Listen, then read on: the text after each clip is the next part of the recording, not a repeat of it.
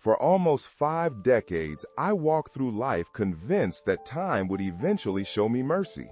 I waited and waited and waited, and somewhere along that long and silent road, I didn't notice that my best years were dissolving like fog under a rising sun. If you're hearing my voice now, it's because I don't want you to lose 50 years the way I did. Not when one single principle, an ancient Jewish money secret hidden in plain sight, could have rewritten every chapter of my story long before regret ever learned my name. And here's the part that still haunts me. The truth was always near me, whispering, nudging, waiting for me to pay attention. But like most people, I thought I already knew enough. I thought life is fine. And that tiny phrase became the quiet thief of my destiny. Before we go deeper, I want you to pause for a heartbeat. Write in the comments a sentence that describes your financial reality right now. Just one honest line. Do it because when you name something, you begin to change it. When you write it publicly, you create a small but powerful commitment that your subconscious can no longer escape from. And when you see your own truth in front of you without excuses or disguises, you finally become capable of transforming it.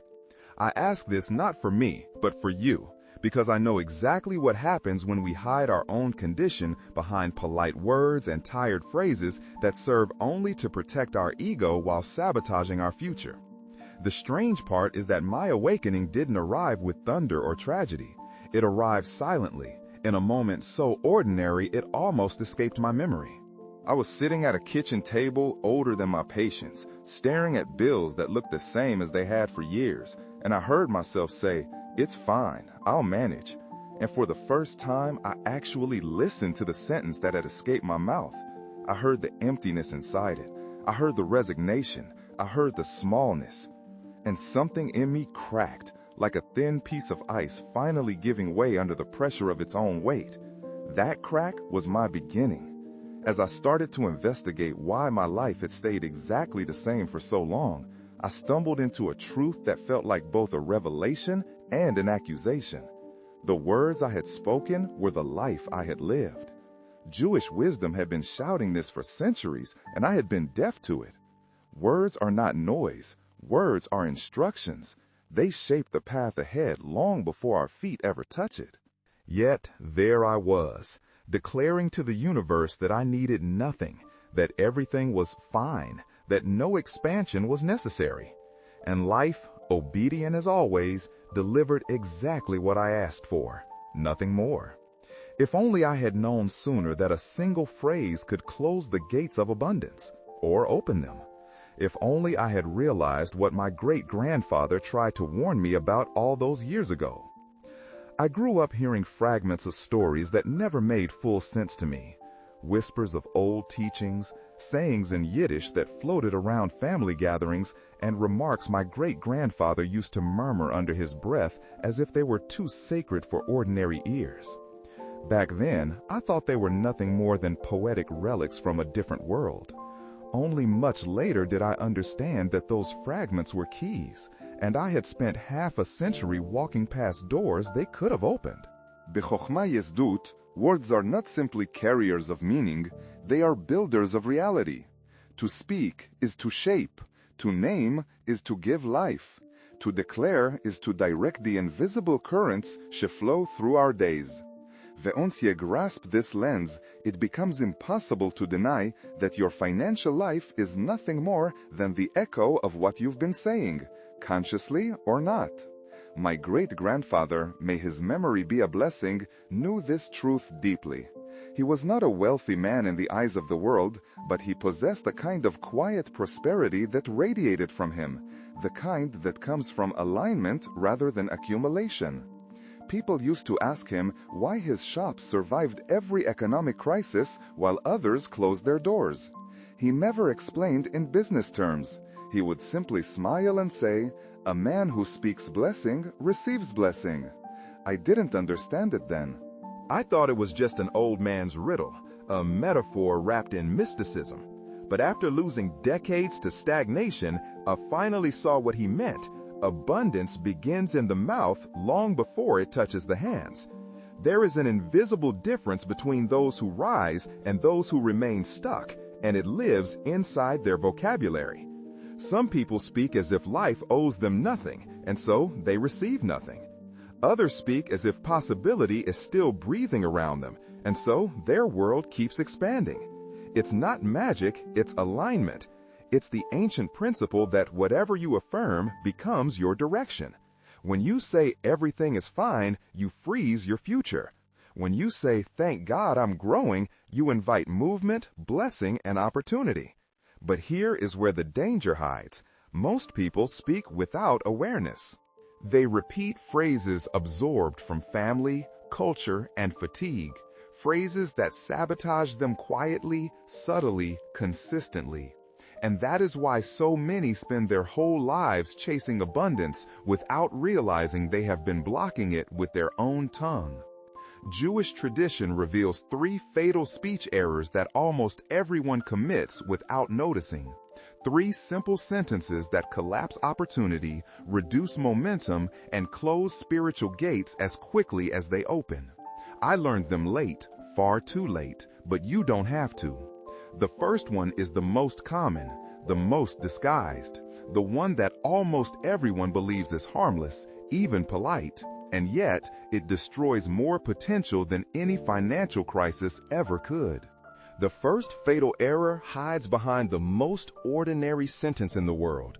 So ordinary that most people speak it without thinking, without intention, without realizing that every time they say it, they close one more door that life was trying to open. The sentence is simple, I'm fine, or its cousins, it's okay, I manage, no big deal. These words seem harmless, but spiritually, psychologically, and energetically, they are declarations of stagnation. When you say you're fine, you are telling the universe, do not send me more. Do not expand me. Do not shake me awake. And life, obedient as always, honors your request. It took me years to understand the danger inside that tiny phrase. For so long, I used it as armor. Whenever someone asked how I was doing financially, I didn't want to seem needy or weak. I didn't want pity, and I certainly didn't want to reveal the truth of my struggle. So I answered the way everyone does when they don't want to be seen. I'm fine. Little did I know that every time I said it, I was not protecting myself. I was imprisoning myself. I was declaring satisfaction where there was frustration, abundance where there was lack, progress where there was paralysis. And the universe, hearing my false declaration, stopped sending opportunities, stopped stirring movement, stopped pushing me toward growth. Jewish wisdom teaches that when a person claims to have enough, heaven responds by withholding. The divine flow respects free will, even when our free will is misguided. And psychology mirrors this perfectly. When your brain hears you say, everything is fine, it stops searching for solutions. It stops generating ideas. It stops noticing possibilities. Your mind goes into a kind of quiet sleep, drifting through days without urgency, without hunger, without expansion. I remember a man from my old neighborhood, someone everyone admired, a quiet, disciplined shop owner named Elias. He was the kind of person people pointed to as an example of stability. One day, during a slow season, his son asked if he was worried about the drop in customers. Elias wiped the countertop, looked up, and said, "We're fine. We have everything we need." It sounded noble, humble even. But within 3 days, yes, 3 days, his main supplier canceled a contract, his 2 largest clients switched to cheaper options, and a pipe burst in the back room, flooding the floor. Everything unraveled at once, almost as if the universe took his words literally and began closing every channel that might have brought increase. At the time, people said it was just bad luck. Today, I see it differently. His words created a spiritual ceiling. He unknowingly told life, "Pause my growth," and life complied. The consequences came fast because spiritual laws don't wait for our convenience.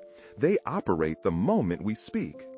And the tragic part is that this first mistake is only the beginning. There is a second one, subtler, sweeter, and far more seductive, that steals progress not by blocking it, but by lulling you into believing you no longer need to fight for it.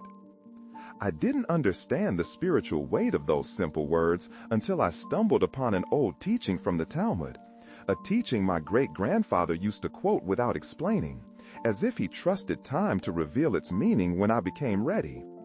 It says, in essence, that one must be careful when speaking of fullness, for the one who declares himself full cannot receive more. At first glance, it sounds poetic, but when you look closely, you see the architecture of a universal law. Abundance requires space. Blessing requires room. Expansion requires emptiness waiting to be filled. And when your words paint your life as enough, the flow of increase has no doorway through which to enter. This is not superstition and it's not magical thinking. It's a spiritual principle woven into the psychology of the human mind. When you say, "I'm fine," you're not just lying to the universe, you're lying to yourself. Your brain interprets that phrase as a command. It says, if we're fine, there's nothing to change. And so it begins shutting down every internal mechanism responsible for growth. Curiosity dims. Ambition cools. Creativity slows. You stop scanning the world for opportunities because, in your own declaration, nothing is missing. The mind obeys the mouth. Vessel Yehudin describes the inner world using metaphors of vessels, cups, flasks, bowls that contain blessing. A vessel she is full cannot receive. A vessel she pretends to be full but is actually empty is even worse because it disguises need with pride. And that is exactly what happens when we say it's all good while our soul is screaming for change. We place a lid over our own potential. Imagine a cup filled to the very brim. One more drop and it overflows. There is no space, no margin, no invitation for anything new. That is what the phrase, "I'm fine," does to your life. It fills the cup artificially, preventing the natural flow of abundance from entering. And here lies the danger. Most people don't realize they are blocking their own blessing. They aren't refusing growth consciously. They're doing it unconsciously, with a phrase they picked up as a habit, a social reflex meant to keep conversations simple and emotions untouched. To break this pattern, the first step is awareness. So I want you to take a moment, just a quiet, honest moment, and ask yourself, in which areas of your life are you pretending to be fine? Where are you saying, "I'm okay," while carrying frustration in your chest or anxiety in your stomach? Where have you placed the lid on your own cup? Because this reflection is not about guilt, it's about awakening. It's about recognizing the invisible chains you've wrapped around your own progress, one casual sentence at a time. And when you start to see these chains, you also begin to see how easily they can be broken. But knowing this first danger is only the beginning. There is a second mistake, one that sneaks in quietly the moment life shows a hint of improvement, one that feels comforting, harmless, even deserved. And yet it stops more destinies than the first ever could.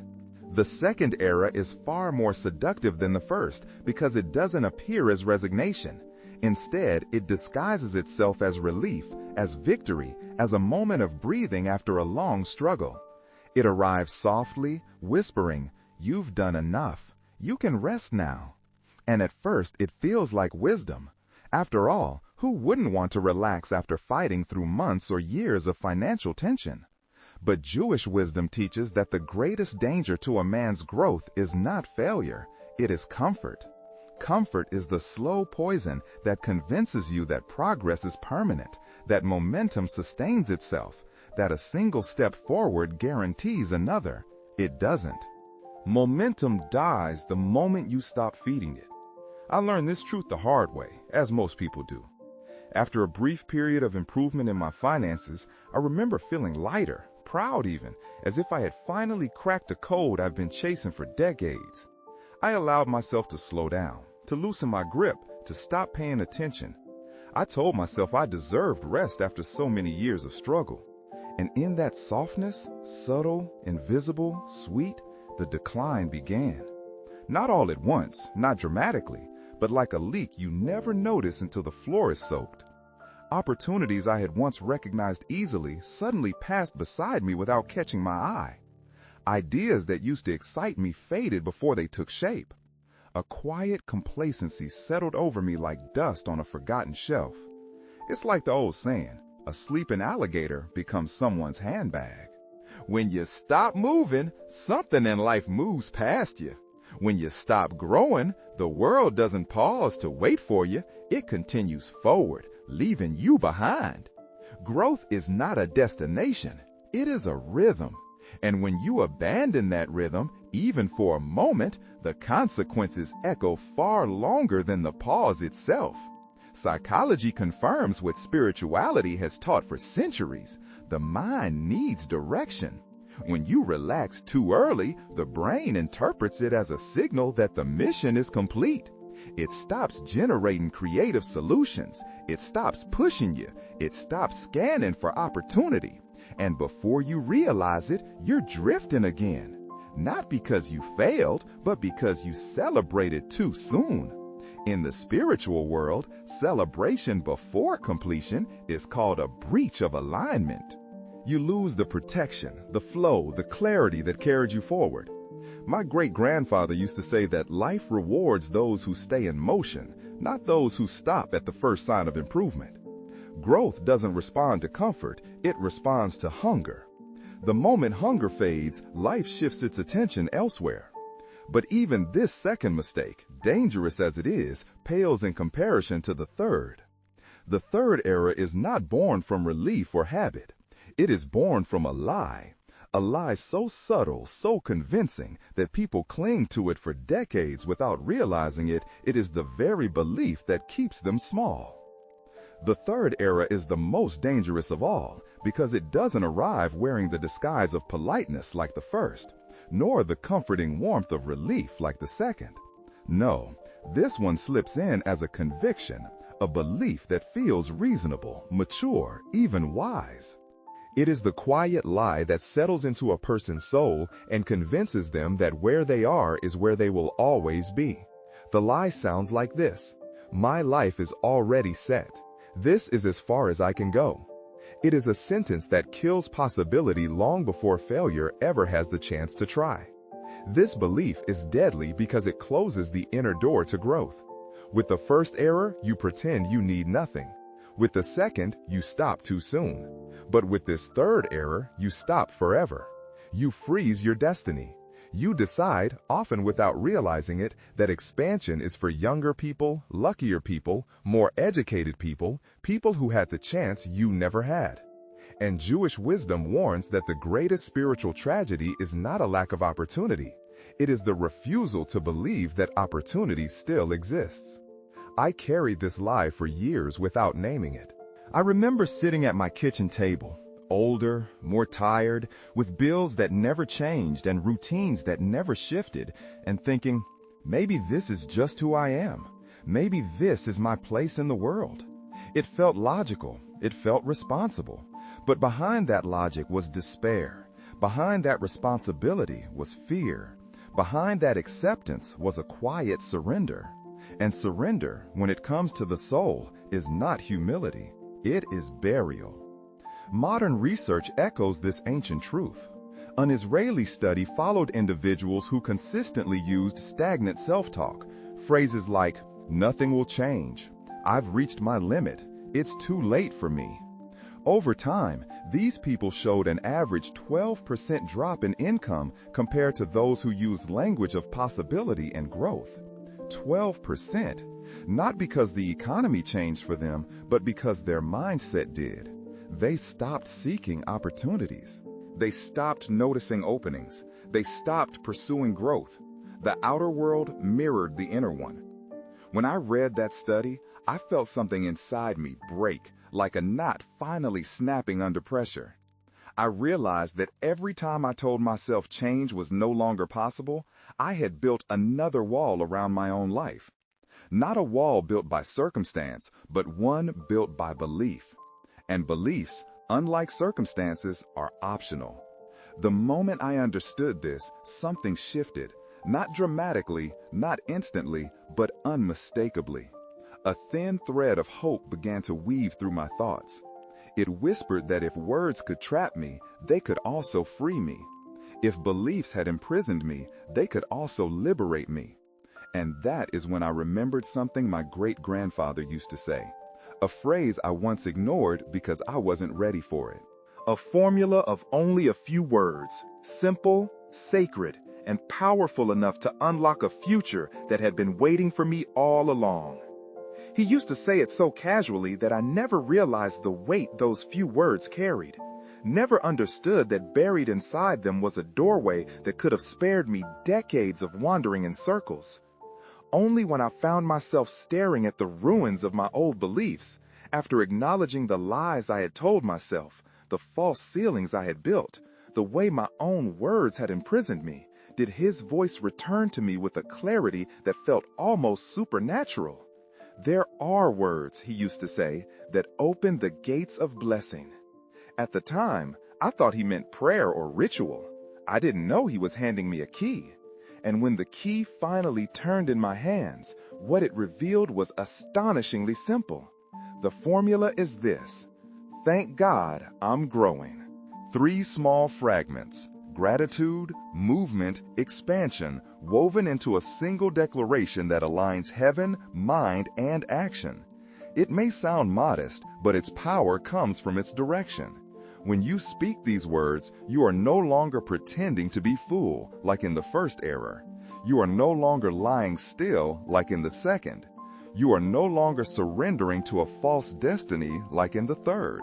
Instead, you are placing yourself exactly where abundance flows, in the space between humility and ambition, between acceptance and aspiration. The first part, thank God, creates alignment. Gratitude is recognition, an acknowledgement that life is not random, that blessings have roots, that even in moments of scarcity, there is a thread of providence running beneath your feet.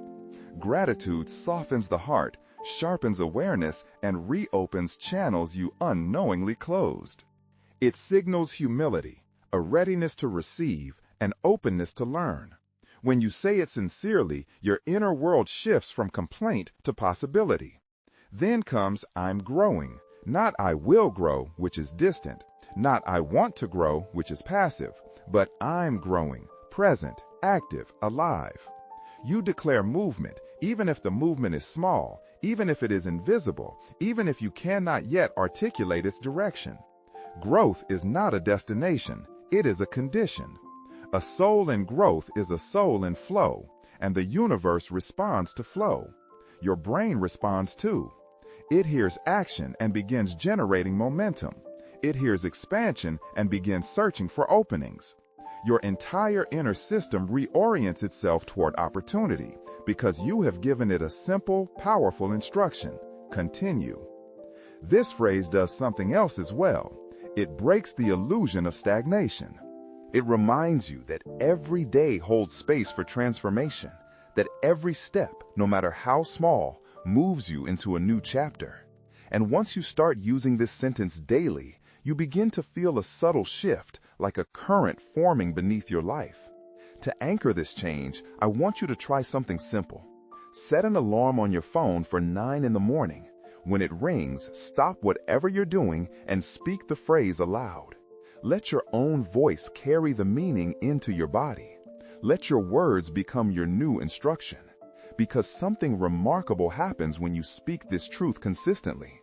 Doors that were closed begin to open. Opportunities that passed you by begin to slow down. And people who once overlooked you begin to notice something different, something alive. And this isn't just theory. I saw it with my own eyes. I watched someone transform their entire life with this phrase, someone who had every reason to believe their story was already written. Her name was Luzia, though everyone in the neighborhood affectionately called her Donna Luzia. She was one of those women life had tested in every possible way. Widowed early, working long hours in a tiny sewing room behind her house, raising 3 children on a salary that barely allowed the fridge to stay full. She carried herself with quiet strength, but you could feel the weight she bore in the way her shoulders curved forward, as if years of survival had settled above her like an invisible stone. For most of her life, she spoke the language of scarcity without realizing it. I can only do so much. This is my fate. Nothing ever changes for me. Not complaints, just statements she believed were facts. When I shared with her the phrase my great-grandfather had handed down, she didn't laugh or dismiss it the way many do. She simply nodded and said, "Maybe I'll try." And try she did. Every morning at 9 o'clock, she paused her sewing machine, wiped the threads from her hands, and whispered, "Thank God I'm growing." At first, nothing happened, or rather, nothing visible. But something inside her began to shift, subtle, almost imperceptible. Her posture changed, her tone changed. Her eyes, once dimmed by routine, began to hold a faint spark. Growth rarely announces itself loudly. It begins as a tremor in the soul. And within a few weeks, the tremor became movement. A customer recommended her work to a friend. That friend ordered curtains. Another ordered dresses. A small cascade of referrals began forming, slow, steady, consistent. Then came the moment that still gives me chills. A local boutique asked her to produce a limited collection. She told me later that when the owner asked if she could handle it, she nearly said her old line, "I'm fine with small work only." But the new phrase rose up from within her like a shield. "Thank God I'm growing." And with that mindset, she accepted. The difference between her before and after wasn't luck, nor charity, nor sudden fortune. It was alignment. Once she changed her words, her energy shifted. Once her energy shifted, her action shifted. Once her action shifted, her results followed. It was a chain reaction that began with a single conscious declaration. A declaration that life heard. A declaration that heaven heard. A declaration that her own mind heard. What struck me most was her disbelief.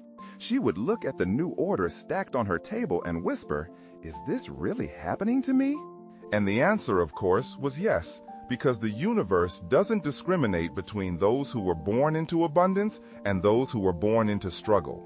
It responds to direction. It responds to movement. It responds to words. And that's why this principle is universal. It doesn't matter whether you are Jewish or not, whether you follow ancient traditions or not. Energy responds to language. The mind responds to language. Destiny responds to language. But to turn this into a way of life, not a moment of change, not a brief upswing, but a lasting transformation, you must understand the deeper philosophy behind it, the ancient framework that has guided generations towards sustained prosperity. The deeper I ventured into these teachings, the more I understood that the power of words was not a motivational idea or a poetic metaphor. It was a foundational pillar of Jewish philosophy. In the beginning, God spoke, and the world unfolded. Not built, not crafted, not assembled, spoken. Creation through speech is not just a story of origins. It is a mirror held up to humanity. If the divine creates with words, then in our small reflection of that divinity, we shape our world with the language we choose every single day. And this is why the phrase, "Thank God I'm growing," is not merely a positive affirmation. It is a return to the original blueprint of creation. Words lead, reality follows. Jewish thought teaches that speech is not the final step of manifestation, but the first. Words are seeds, and everything that grows in life sprouts from them. When you say, "I'm stagnant," your life arranges itself into stillness. When you say, "I'm lost," your mind begins to search for darkness. When you say, "I'm growing," the entire inner system reorients toward expansion. The world outside bends toward the world inside. This is not mysticism alone. Psychology, neuroscience, and behavioral science all echo the same truth. The brain builds pathways based on the language it hears most frequently. When I finally grasped this, everything made sense. The failures, the long plateaus, the years spent circling the same problems with no exit in sight. I realized that for decades I had been creating worlds with words I never questioned. My sentences became ceilings. My expressions became chains. And the moment I replaced them with a language of movement and blessing, new pathways opened. It is humbling, almost unsettling, to realize how much of my life was shaped not by destiny or circumstance, but by my own mouth. But the beauty of this philosophy is its simplicity. You can choose differently at any moment. Growth is not a gift handed to a chosen few. It is a rhythm accessible to anyone who aligns their inner world with the laws of creation. You always stand between two paths, the stagnant path and the expanding path. And every word, every thought, every declaration nudges you toward one or the other. So I challenge you, gently but firmly, to test this for 7 days. Not as superstition, not as blind faith, but as an experiment in alignment. For 7 days, replace every reflex of resignation with, "Thank God I'm growing." Whenever self-doubt rises, speak growth.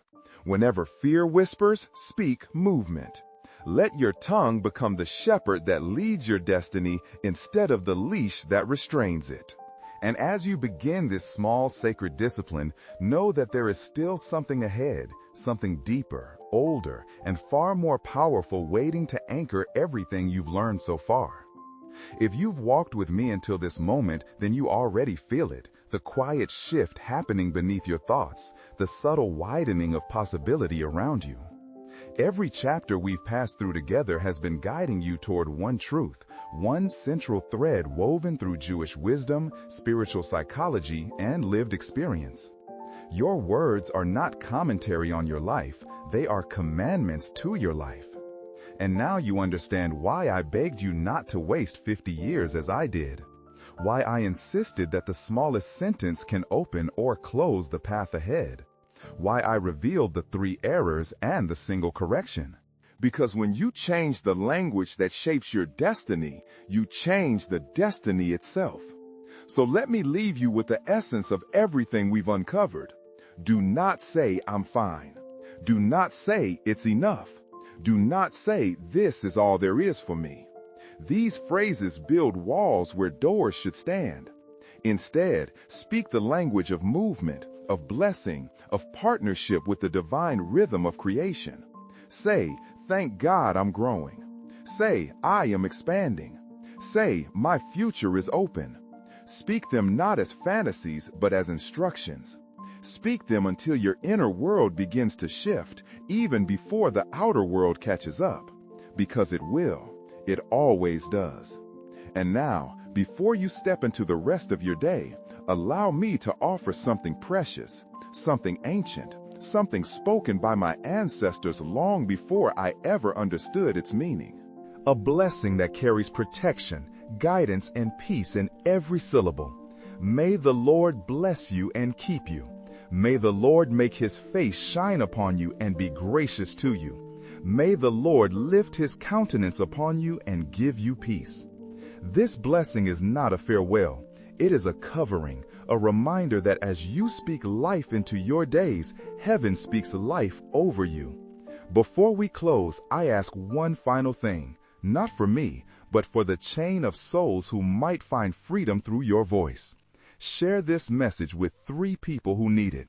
3 individuals who are drowning in "I'm fine," who have forgotten the taste of possibility, who need a spark to believe again.